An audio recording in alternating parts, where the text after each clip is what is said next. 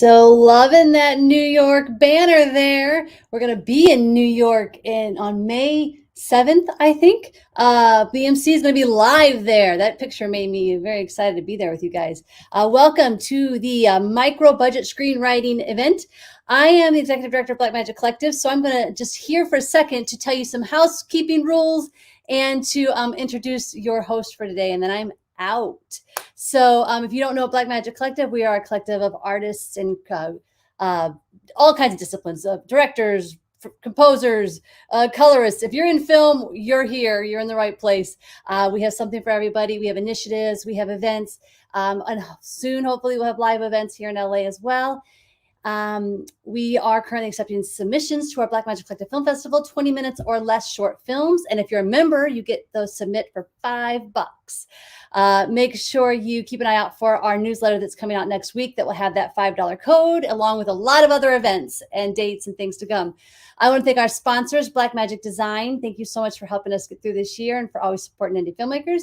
And to Sigma. You guys have been great, especially with helping our filmmakers get their hands on lenses and get out there and shoot. If you guys have questions throughout, please put them in the Q&A box. Keep it nice, keep it professional.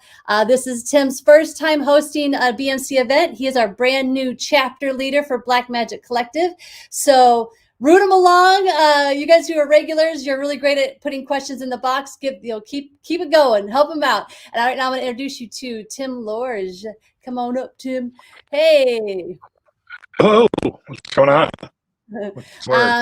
Am I saying your last name right, Lorge? I always say that like it's French. Lord, sure. It is. It's ancient. It means the bar light. And if you're really interested, it's a scribble on the art. You're suddenly having a bunch of static. So before we start, I don't know if you have a way to direct connect your earbuds, maybe, because sometimes with Apple Pods, or even just take them off and go to your laptop. Yeah, maybe. Yeah. So this is it. Look, we're starting our lesson right now in micro-budget filmmaking. You just go with the flow. You make it work. We had all kinds of tech issues before we even got on here today, and now we're having the tech issues with Tim trying to figure this out. It's saying you don't have a mic, so I don't know what is going on. We thought we had this figured out when we got here to you guys, but apparently we don't. While we are waiting for Tim to get his mic fixed, I want to say hello to everybody in the chat who's been saying hello that are here. A lot of you guys are working on micro-budget stuff yourself, so hopefully you'll get a lot from this. And I love that you guys are communicating inside of there with each other about the things you like and watching each other's films. That's what we want to create here, a community, a collective. We actually have a private Facebook group if you're not a part of. We want you to go there and continue this conversation afterwards. Do we have Tim? I think somehow I just got muted. I don't know how.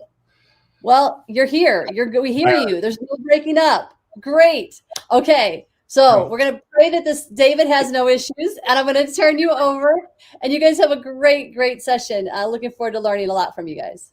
Well, thanks, Jen. Appreciate it. So yeah, glad to be here. In addition to being a New York lead for Blackmagic Collective, I am also the general manager of Raindance New York. So yeah, the film festival. So yeah, we also kind of do that stuff here, and we're kind of doing these things here together. So it's a lot of fun. We're gonna have a lot of fun here. And then David, I can't wait for you guys to meet this guy, because first of all, his book came out last November, I think it was, and like this was like one of these books I just could not put down, because it's like everything you need to know about writing a micro-budget screenplay. And it's, you got to get it. That's all right. So that's the whole thing. We don't have to do any more. No, why don't we bring him in? And David, how are you? I'm doing well, thanks. Good to see you. Yeah, good to see you. So let's start off. There was a review of your book on Amazon, and I'm going to read it verbatim. Oh, thank you. The author fills in the gaps opened by many other screenwriting books. He covers how you would realistically turn your script into a film. based not just on his experience as a filmmaker and screenwriting professor, but also in extensive interviews with some of today's most amazing indie filmmakers. It's a frank and honest look at the micro-budget scene. Now, do you know who wrote that? Why don't you tell us? Well, actually, it was me. Yeah. If I'm honest. Because like literally, I appreciate it. I buzzed through that thing and I'm like, wow, this is amazing. This is the stuff everybody needs to know. So I guess the first thing we want to do is kind of set the stage. All right. So, because when you get into talking budgets about films, there are a million and one different ways to cut it up. So why don't we just set the stage? And what do you mean by a micro budget film? Like what level are we talking? Well, good question. And conveniently, I'll answer it with the answer I got. When I got the deal to write the book, the publishers just said, let's focus on films made for under $100,000. Okay. So that was the figure they gave me. In Hollywood, anything under $50 million is a low budget film. But I was thinking, when I think micro budget, it's $250,000 and under, in that neighborhood, maybe even 500,000. Okay. Now, do you consider there to be a model for micro budget filmmaking? And if so, what would that be? A model, like how to make a low budget, a micro budget film. I'm going to paraphrase. I don't know if anybody here has ever taken the Dove Simmons class, Dove SS Hollywood Film School. Did you take it, Tim? I have his DVDs. Yeah. I mean, I took it 30 years ago, probably almost 30 years ago. He said 2 to 4 locations, 2 to 4 characters, no exteriors at night. Boom. That's the model I first learned, and maybe I've expanded upon it, but it's pretty tried and true.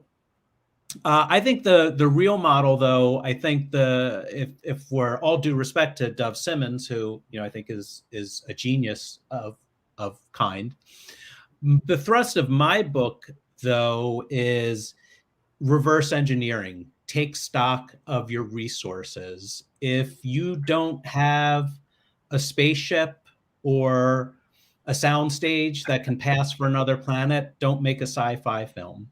If your parents own a laundromat or a deli, you write a script set in a laundromat or a deli. So use what you have. My mantra is, don't write a symphony if you can only afford a string quartet. Yeah, I like. All right, so now, what is it about budget filmmaking that makes it unique? I'm sorry, I missed the part of the question. Sorry. Yeah. So, what is it about micro budget filmmaking that makes it unique? Unique. Well, Right. I think for me, and I think part of the excitement is the challenge. How can we pull this off? How can we make a decent film with very few resources? To me, that's kind of fun. Honestly, okay, no, I would never turn down $100 million budget if somebody gave me one to make a film. I don't know what I would do with it. Probably eat really well, feed the cast and crew really well. But yeah, it's the challenge. That's the troubleshooting and figuring out how you can do this in on a really low budget. I think it's fun. It presents challenges for me as a writer. It's fun to come up with ways to keep the story interesting. And in a micro budget film, the script is going to be your main special effect, I think. So it just has to be a great story with twists and turns, dynamic characters and situations. You have to work harder to engage the audience and keep them entertained, because you may have, very likely you'll have a lack or let's just say compromised production values and limited special effects, that kind of thing. So you're not going to have much in the way of razzle dazzle factor in the conventional sense. So you have to razzle dazzle with your story and by extension, your acting. So, all right, in terms of razzle dazzling with your story, does that kind of render classic story structures, Save the Cat, Hero's Journey, all that, obsolete? Not obsolete, but often not effective. How so? If we're following so the way I think about it is in classic 3-act structure and classic, if you want to break into Hollywood with your screenplay methodology, we all know the first 10 minutes or first 10 pages of a script have to do X, Y, and Z. You have to establish your characters, introduce the world, and have an inciting incident within the first 10 pages. Then following that model, you have an act break on page 30. Well, that, for me, and it doesn't always work out this way, but in my mind as a writer, I think, well, what do you do for that 20 minutes between page 10 and page 30? If you look at a lot of films, almost by nature, nothing can happen to dramatically drive the plot along between page 10 and page 30. So in a micro-budget film, you often don't have the luxury. You can't have 20 minutes of your film where essentially nothing is happening. So you have to pack that 20 minutes with drama and events and just anything to keep the movie rolling along and the audience engaged. Okay. So would that then make kind of a talkier movie? In my experience, a lot of micro-budget films are talky because, to borrow a phrase, talk is cheap. Just about the least expensive thing you can do in a film is have people sitting and talking to each other. Anybody can afford that, and a lot of people do. That then this one financial benefit of not spending a lot of money on set, special effects and everything, just having people talking, that's a benefit, but it comes with a pitfall in that there are few things that run a greater danger of making your film boring than having people sitting around and talking. So on one level, you have to have people sitting around talking. On another level, you can't have too much of that, if that makes sense. Oh, it does. And it actually makes me feel good because I'm working on my first feature and it's very talky. And I come from a playwriting background. So, and I guess that kind of begs the question. And again, going back to Dove, he had suggested, and a lot of people have suggested that, filmmakers worried about idea generation and that sort of thing. What do you think about, you're in Philadelphia, my hometown. I'm up here in Times Square. Always. That's what we say in Philadelphia.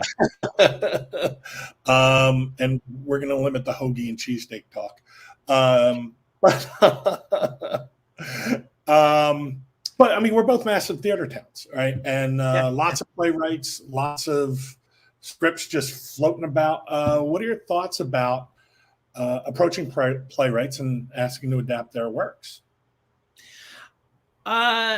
It's a double-edged kind of situation. Playwrights, a decent playwright, of course, is going to be adept in the concepts of drama, but writing for two mediums or two art forms that seem, at least on paper, so similar to each other, there are a lot of differences. And in my experience, a number of playwrights really struggle with screenwriting.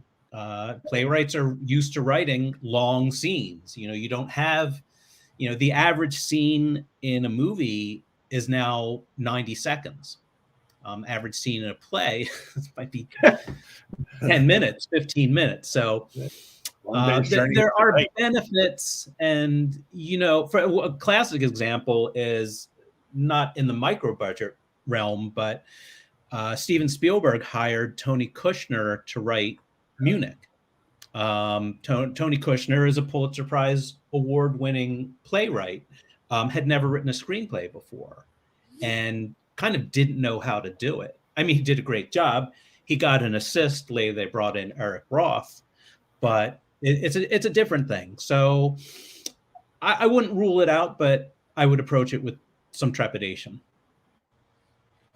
Now, a little something from your book. You'd mentioned in there, you're talking about and essentially focus of a lot of independent filmmakers, micro-budget filmmakers, and that they're too focused on the technology. What do you mean by that? Well, that stems, at least initially, from my experience as a professor. I teach at a couple film schools here in Philadelphia, and my experience is generally, there's not hard science on this. This is just anecdotal. I find that most people who go to film school, all due respect, to learn how to push buttons on machines. Film is a mechanical art. Playing with machines to make movies is fun. It's cool. What I'm leading up to is nobody wants to take screenwriting class. It's a required class, and in my experience, most people dread it. And it's not, to most people, cool because you don't use a machine to do it. The machine is your brain. You actually have to sit and think about the world around you and come up with characters. It's not just like fix the lens or do a cool cut or add in special visual effects with your buttons. It's staring at the wall and coming up with the story. And there's no button to do that. There is, but that's a topic for another conversation. AI screenwriting programs, they're out there. And I hate to tell you, they're not bad. Not that I use them, but I think a lot of people do. Well, what was and I don't know if this was like IBM marketing, but it was like they used to say if you put 100 monkeys in a room with typewriters, they'd eventually write the character. I don't know if that was a gag, but I've seen some movies recently that felt like they were written by a bunch of monkeys. All right. Sorry, going back to Playwrights for a second. So what? Yeah. What do you think playwrights need to understand if they are adapting their work for the screen? The big one is cinema. Watching, in theater, we expect to go and see people speak. When we talk about movies, we're talking about motion pictures. The form is telling stories with motion pictures. And I don't know that a lot of playwrights really think about that. I don't know that many playwrights. I mean, I do know playwrights, and I know playwrights who also write screenplays. But it is telling stories with pictures. When I first got into screenwriting, I thought it was about writing good dialogue. Well, that's a play. All due respect to playwrights, coming up with a good story, but writing good dialogue. And I should point out here that if you asked me who my biggest influences are as a writer, I'm going to tell you a bunch of playwrights. I came up in the theater, and my favorite writers, the ones who inspired me, are playwrights. So I think it is a tough transition. In theater, the writer is God. You don't rewrite David Mamet or Aaron Sorkin or anybody. and the words are really taken as gospel. Whereas we all know that on a major industry film, you can have literally dozens of writers with their hands in the script. So it's a really different thing. I don't know that I'll stop just short of saying that screenwriters don't get the respect they deserve. But I think a lot of the time it's lip service. That's my 2 cents. Yeah. And I mean, I'll say this. I think that it wasn't until I actually started like editing stuff where I understood, more about, writing. I mean, I think it's made me a better writer because it's like, there are things that it's just like, all right, well, I'm never going to get that shot. So why am I even going to put that in the script if I know it's just going to end up on a cutting room floor, metaphorically, of course, these days. Yeah. Right. So one of the other things you talked about was user-friendly screenplays. Tell us more about that. User-friendly. Okay, there is a chapter in the book called Writing for Your Producer. And that's something I do because somebody is going to have to go out and make this movie. And you don't want to make things difficult for them. I was on a producer's message board on LinkedIn a few years ago. And one of the questions was, producers, what is the hardest part of working with screenwriters? Almost all the answers fell down along the lines of, most screenwriters don't know anything about production. They don't know what goes into production. So for instance, I got hired to write a really low budget script last year. Basically, it's a woman lost in the woods in a blizzard. That's 2/3 of the movie is a woman lost in the woods in New England during a blizzard. And at one point I have her fall down and drift off, go unconscious, and she fantasizes. So I had her fantasy originally as her sitting on a sunny beach in a bathing suit with a tall drink and everything. And then I realized, well, how much is it going to add to the budget to zip down to some beach just to shoot this 5-second scene? I said, that's ridiculous. So I just changed it to she's cozy in her pajamas and fuzzy slippers under a blanket, drinking hot cocoa by the fire. And that is utilizing locations we already had.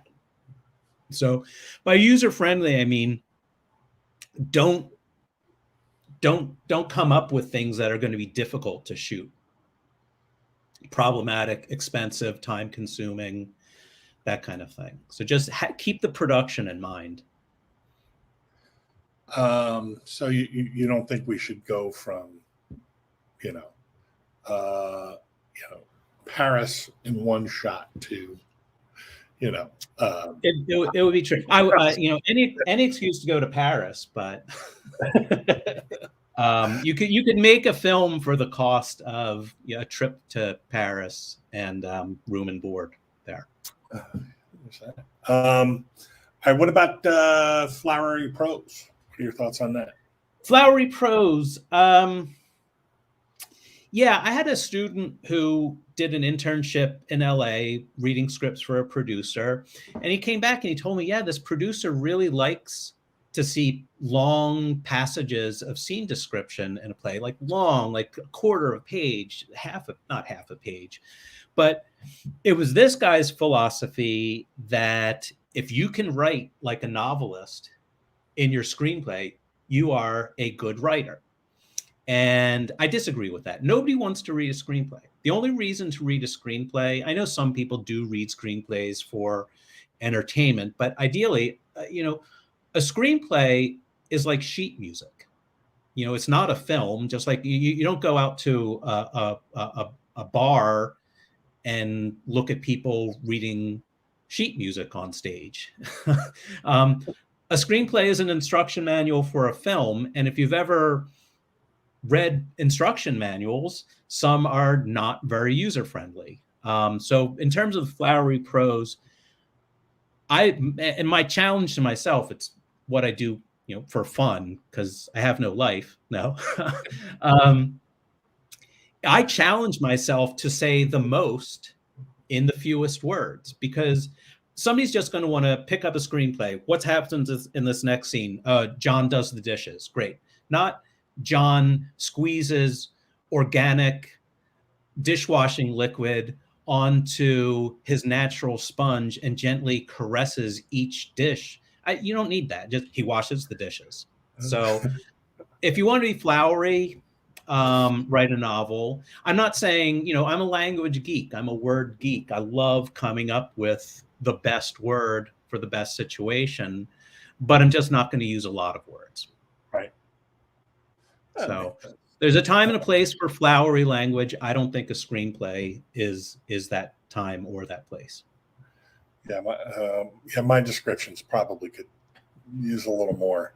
They're just like, she does this, he does that. Well, okay. At the same time, a mentor of mine did it. I'm in a tough place because I teach a lot of introductory screenwriting classes. It's a lot of people's first screenwriting class, and I really try to promote a spare, economical, no frills style of writing. That said, when I read screenplays, when I judge competitions or I read screenplays by friends, I see people veering from that a little bit. And so I asked a mentor of mine, and he said, yes, I should be teaching introduction to screenwriting students to write in a very spare, no frill style. And then he added, but you, Dave, you could probably stand to jazz your writing up a little bit. He's saying for me at this stage and in what I've been doing, I'm stopping short of calling it a career. I am what I call a minimum wage screenwriter. And if I took the time to actually do the math, which I never take time to do math, but if I took the time to do the math, I would find that was probably pretty accurate. So yeah, I'm trying to spice up my language a little bit. And then I did see this in the chat. We'll hold off on that for a little bit. So we'll just put a little pin in that one. Screenplay competitions. I knew this question was going to come up, so I've modified my answer. I've tempered my answer because, all right, my old answer was, don't do it. They're a waste of time and money. Here's the thing. And this is what I did early in my career. When I saw a film that I really liked, and this is pre-internet, I would research it, find out where it came from. Who is this filmmaker? How did they get the chance to make this movie? So in approaching screenplay competitions, do some due diligence and find out, has any winning screenplay from this competition ever gone on to be produced? That, to me, that's the bottom line, because winning a screenplay competition, just my opinion, I don't think does much for you. Is the end goal to win a screenplay competition, or is the end goal to get your movie made? And look at movies you like and find out. See if you can find an article where the producer says, yes, we heard about this screenplay that won, the Tim Lorge screenplay competition, and we bought it. So look at the track record of screenplay competitions. If things are getting produced, great. If not, consider whether it's worth your time or money. A few years ago, a friend of mine suggested that I enter a script into a competition. And I just kind of laughed it off. And I said, yeah, right. Entry fee is probably $85 and grand prize is $100. So I went to the site and looked, and I was right. It was $85 to enter and grand prize was $100. I'm like, not right. So, all right. So now, what are, I guess, some of the biggest mistakes you kind of see across the board in your students and just throughout your career? Just general screenwriting, or specifically micro budget? Either. Either. Biggest mistake I'm seeing is a lot of people are basing their screenplays off of movies they've seen. Oh, I like that movie. Now I'm going to go write a different version of it. And I realize that in some circles, that makes sense. Give me the same thing but different. The old Hollywood story. So you see a lot of cliches, a lot of stuff you've seen before, nothing surprising. And I don't know if that's a mistake per se. There's some technical. I'm a bit of a formatting cop. I don't like to see badly formatted screenplays, so that's a mistake. But also, I hate to say it, but movies that nobody's going to want to see. And it's really tough because I like quirky, offbeat films, but at the same time, you have to realize that even if you're not making the movie, if somebody else is making the movie, it's going to cost money. There's going to be a lot of effort put into it, and if nobody's going to see it, are you at risk of losing that investment and also not having that film, and by extension your career, go to the next level? So I hate to be too market driven, but you do have to have some sense of what kind of movies people like to see, what does well. I don't know if we covered this, but do you think there is an aversion to learning the craft of screenwriting by filmmakers? Good question, and hard to say. Some people, I'm a writer. I'm a born writer. My parents were writers. I've been writing my whole life, so it's something I enjoy and something I'm told I do pretty well. But I have to realize that not everyone's like that. So in my experience, a lot of people are intimidated by writing and insecure in their own ability to write. So I think that keeps some people out of it.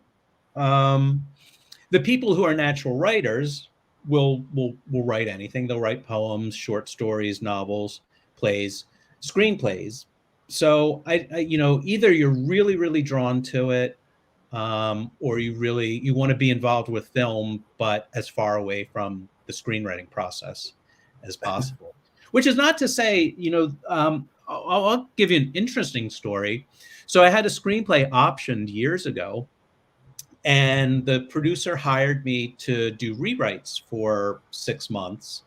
And this producer was great. She just had such insights into the story and such great advice for the story. So at one point I said, wow, you're really good at this. You should write. And she said, oh no, I can't write. And I get that. So she knew story in and out. Inside and out. She knew what made a good story for a film, and she could direct me very well to rewriting my screenplay. So it ticked those boxes for her, but it's not something she herself was capable of doing.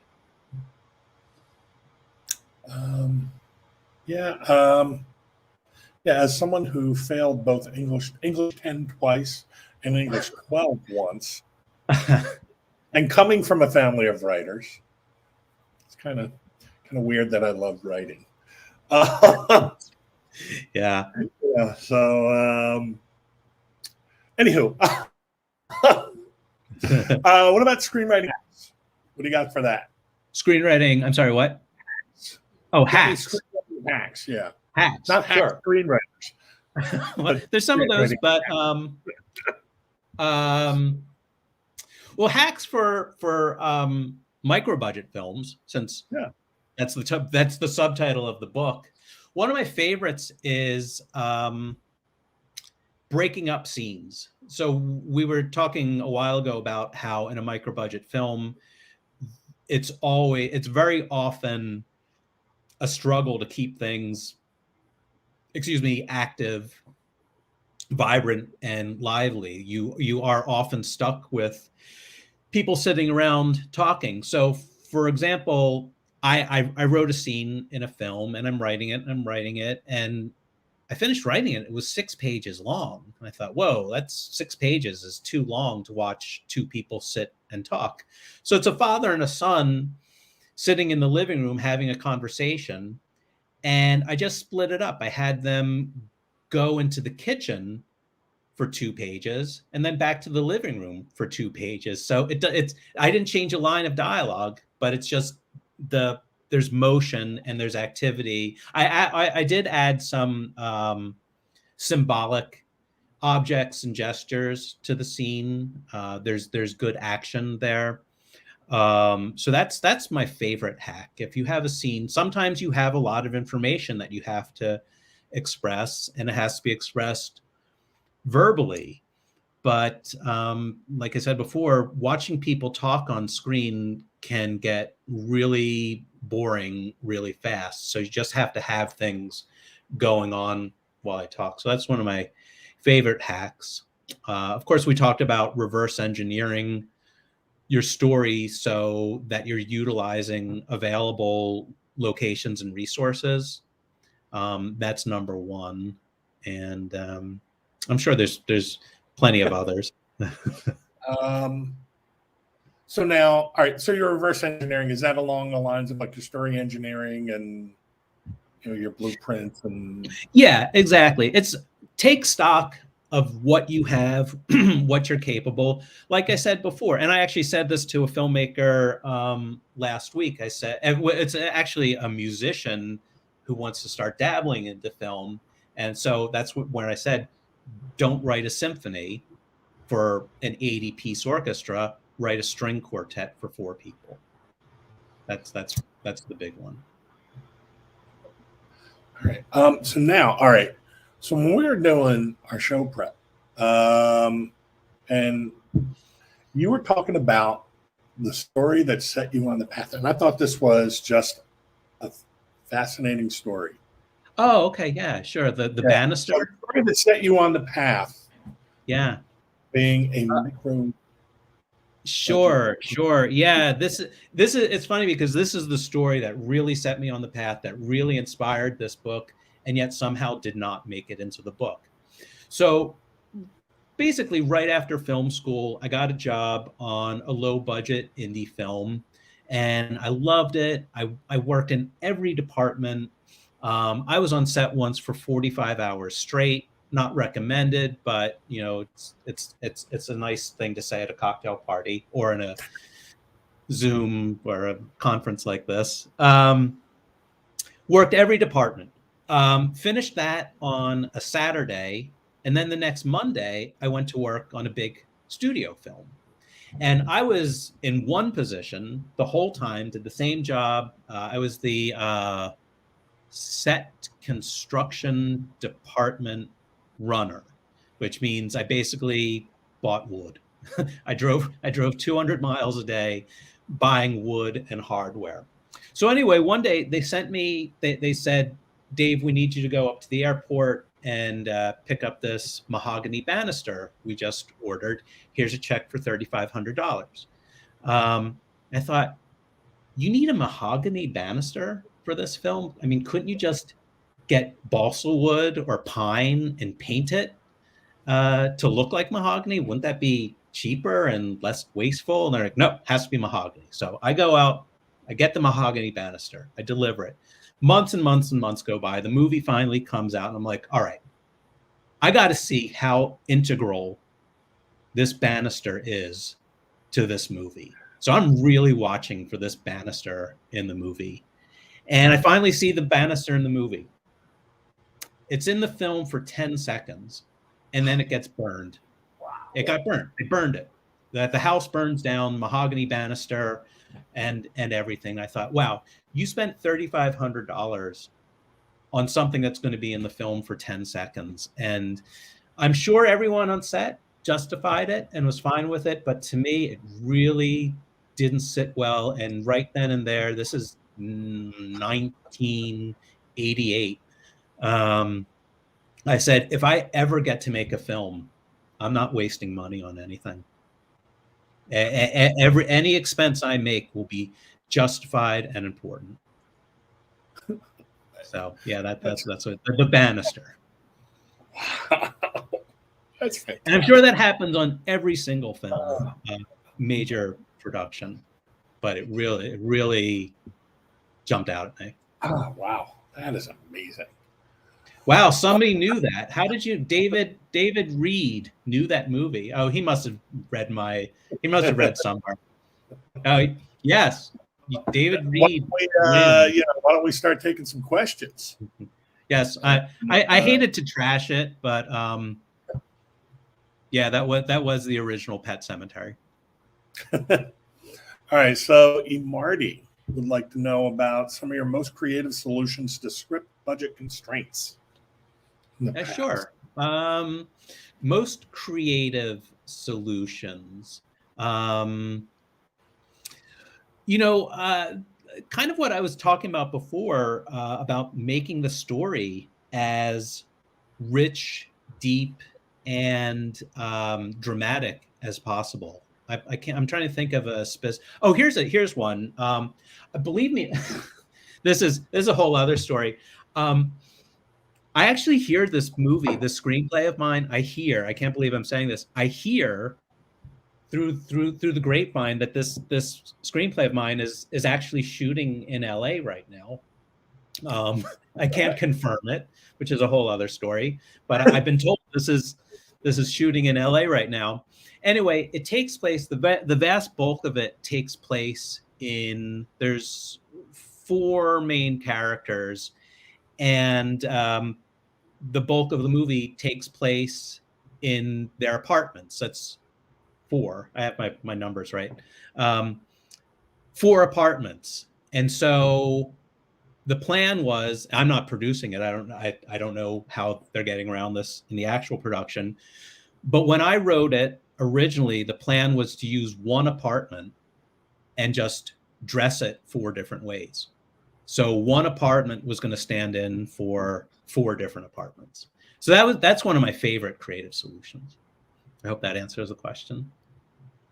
All right. What else? All right. From Sasha Schuyler. Would a contained film be more appealing to producers as opposed to a film with multiple locations, but that is actually cheaper than a contained film? Wow. That's a good one. So you're saying, if we're talking bottom line is bottom line. If there are two equally good screenplays, I think to most people, I think they might go with the cheaper option. It seems like, I mean, it's hard to say because it really depends. I would say most producers are a little wary of doing a 1 location film, just because of the reasons I laid out. There's always a concern that it'll become static, stagey, and boring, and the real trick is to avoid that. Off the top of my head, I'll mention the film Coherence by Jim Burkett. 1 location. That is a real example of letting the dialogue and the acting. It was largely improvised. I don't think there was a formal script, but that's a case where the story is the special effect. And this is a movie that has a science fiction element. It's similar. The classic one is Primer, made for $7,000, and the dialogue is the special effects, and it's also a science or science fiction oriented script. That's interesting. Let's see, we got anything else there, Kayla? From Fun Flash Forward, I'm trying to write a contained film, but need to concentrate more on more action and less dialogue. Any advice for contained films? Yeah, that's tricky. It's a great challenge for you. Are you talking about doing a contained film that's not dialogue heavy? That would be a challenge, but a really good challenge. I mean, the story just has to, you just have to have things happen. So I don't know if we talked about this before when the topic of structure came up, but for instance, when I was writing the screenplay for my feature Stomping Ground, I knew that I couldn't use 3-act structure because there would have been that 20 minutes where nothing happens. So I basically said, every 7 to 10 minutes, I'm going to have, I called it, an act break. It wasn't maybe technically an act break, but I just made sure that every 7 to 10 minutes, there was a major turning point in the story, that a new complication, a new direction. You just have to keep the story going. And it makes it sound like I'm talking about an action film. It doesn't necessarily have to be an action film, but I almost now want to write a contained screenplay with not much dialogue. I hope that helped. And then another one from Imardi. Any examples of a time when you held your ground about something that needed to be in a project? Sure. Okay, this is a bad example of this. So examples. No, so I was shooting my feature Stomping Ground, and this was a film that I shot in 24 hours. So it was a really intense production, and it was moving. I thought it was moving along pretty well, but at a certain point, we were starting to get crunched for time, and my producer and assistant director came to me and said, "Look, we have to cut this scene." And I was like, no, but. And I was like, "We're cutting the scene." I'm like, but, we're cutting the scene. I'm like, wait, isn't this my film? So we had to cut the scene. And later that night, one of the other producers came to me and said, "See, I told you we should have cut that scene from the beginning." So the scene was cut. I was disappointed. One of the actors was really devastated because it was his big scene. And it took me a while to digest it, but I really realized that the scene did have to be in the movie. It really should have been in the movie. And I think I don't know that the movie suffers for the lack of that scene, but it would have been a lot better with that scene. And it did, the producer tried to tell me that the scene did not have to be in the movie because it wasn't ticking the boxes of what a scene's supposed to do. My general take on that is a scene should drive the main plot or one of the subplots, provide exposition, promote the themes of the film, what you're trying to do. And if it's not doing any of that, it shouldn't be in the movie. And in retrospect, that scene that got cut did everything that a scene should do. It was a good scene. And I guess this is an example of me not standing my ground, or I was standing my ground, but I got knocked off it. Oh, wow. That's wild. All right. Matthew Spade, in your book, you mentioned 90% of filmmaking is problem solving. Give us an example of how this applied to your film Stomping Grounds. Yeah, good question. So Stomping Ground was a real experiment. It was a exercise in an experimental approach to filmmaking. I thought to myself, if I had been hired to shoot a play or a concert or a live event, how would I do it? I would show up with at least 4 cameras, 4, 5, 6 cameras, and the event would start, the cameras would go on, the event would end, and the cameras would go off. And so Stomping Ground, the screenplay, is essentially a 1-act play. And I decided to shoot it in 24 hours, partly because I wanted to see if I could make a film in 24 hours. But that's how I was going to shoot it. We rehearsed extensively for a month before production. So the actors were very well prepared. Everybody knew their lines, knew their character. And my plan was to say action, have 4 cameras rolling at once, and have them actually do the entire script without a break, and just shoot it all, and then start again and just do that 3 or 4 times. It sounds crazy, but in theory, it made sense to me. In reality, it didn't work. We did the first couple shots on the first day of shooting. It wasn't working. The producers, AD, and I huddled and we just said, you know what, this isn't working. And the cinematographer, we said, this isn't going to work. So right there and then, the producers and the AD came up with a whole new shooting schedule. Just completely threw out my original plan, came up with a new shooting schedule, and we still got it done in 2 12-hour days. Wow. But that's because I designed it to be that. I said, I'm writing a script that's going to be shot in 24 hours. Wow, that's like, I know that there are there's projects here in New York that kind of thing where it's like they'll take a weekend and like they'll start writing it like at midnight on Friday or something, and then I've done that. Midnight Sunday or whatever. It's like it's done. Yeah. If I had it to do all over again, I would have shot it in 36 hours, not 24 hours. Another 12 hours would have really helped, but there you go. Just for sleep, or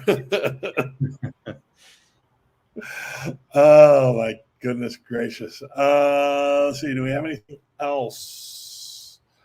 All right, I think that's about it. David, I want to thank you for coming in. Hey, thanks for having me. Where can people reach you? The Instagram and all that stuff. You can find me on Instagram. People have bugged me for years to get rid of this name, but my name on Instagram is False Climax. It's a screenwriting term. It is a screenwriting term, but I am False Climax on Instagram. If you want to see lots of pictures of bricks, that's what I do. I take lots of pictures of old brick buildings and stuff like that. davidjgreenberg.com is my website. You can find me on the Facebook there. And I don't know. I do watch TikTok. I actually had a TikToker as a guest speaker in my class earlier this week. Yeah, she was great. But I don't do much. I have one TikTok up, and it's just a promotion for my book. But Facebook, Instagram, davidjgreenberg.com. All right. Yeah. You might see my face on a wanted poster in the post office or something. Yeah. All righty. Well, David, thank you again. We really appreciate it. And thanks for having me. All right. And then, so the winner of the final draft 12 is Sasha Schuyler. So, Sasha, we will be getting in touch with you to get that over to you. All right. First of all, I want to thank all you guys for sticking around. I want to remind you that our next event is April 4th. And it's part 2 of our micro-budget series on crowdfunding. We also want you to keep an eye out for your newsletter. Lots of good stuff coming up, including the live event we're going to be doing in May, which is going to be here in New York City. So if you're anywhere on the East Coast, you want to get there, actually anywhere in the world, we have airports that people will fly into from all over the world. So if you want to do that, come on out. Look for the newsletter and that. What else? Remember to submit your 20-minute or less short film to the Blackmagic Collective Film Festival. Members can submit just $5. Like and follow our socials to get all the updates. Again, we want to thank our sponsors, Blackmagic Design and Sigma. Sasha, we already announced that. And what else? Oh, yeah. So stick around because we have a charming short film that you don't want to miss. It's our pick of the month for February, The Morning After, directed by Soma Helmi. And I think, is that it? I think that's all we got. All right. Thanks, everybody, for coming out. And we'll see you soon.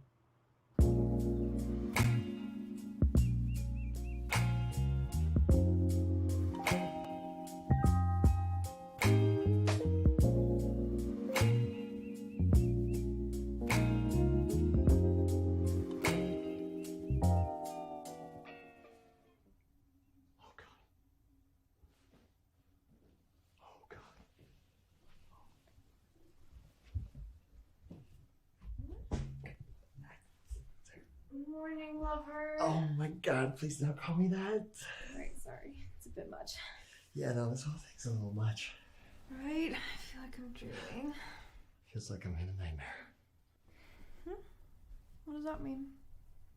No, I'm just confused because I am naked and you are wearing clothes, so obviously nothing happened. That's my shirt. Yeah. And you're wearing it because we played a drinking game when we swapped clothes and we passed out before. That's not a thing. Isn't it? It's like strip poker, but swapping. Swap poker. We didn't do that. How do you know? You were probably blacked out too. No, I wasn't. Really? Because we were going drink for drink. Yeah, I think you're just a lightweight. So. Wait. That means you remember everything. We had sex. Oh my God. Nothing I haven't seen before. Oh my God. Listen, just come back to bed. And No, I'm fine up here. really? Because you look kind of cold. How could this happen? Well, when a woman and a man like each other. No, I know how that works. Did you say like each other? Yeah. Wait, do you not like me? No. I mean, yeah, but like, you're Brandon's sister. So what? So what? Your brother's my best friend. I've known you since you were tiny, which makes you like a sister to me, which means this is like incest. Oh my God, this is not like incest, you weirdo. And relax, he won't care. You won't care? Are you kidding me? I just defiled his sister. Defiled? What are you, a priest? Welcome to the century, Grandpa. My brother has no say in who I can or can't sleep with, and we just had sex. Stop saying that. We just did it, and it was a good time. Wait. Really? Yeah, like top 5. Love that. So just come back to bed and don't overthink it. Okay. Just need to find my pants first. Wait, isn't this Brandon's room? Morning! Coffee? Morning, brother. See? You don't care, do you? I'm gonna take a shower.